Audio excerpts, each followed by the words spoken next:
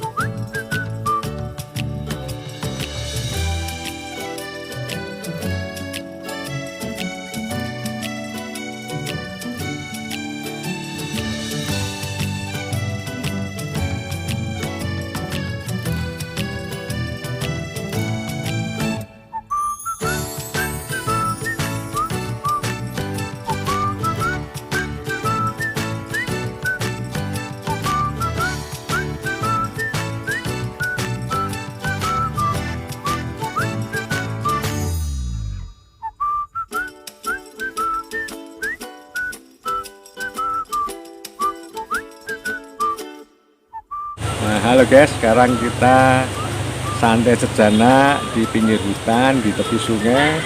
Nah, di sini ada di Desa Pakis, Kecamatan Panti, Kabupaten Jember.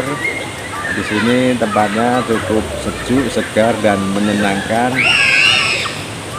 untuk kita kunjungi. Dan biasanya di sini kalau musim durian banyak pedagang durian yang mangkal di sini. Tapi karena sekarang sudah tidak musim durian ya, tidak ada. Duriannya sudah sampai di kota guys.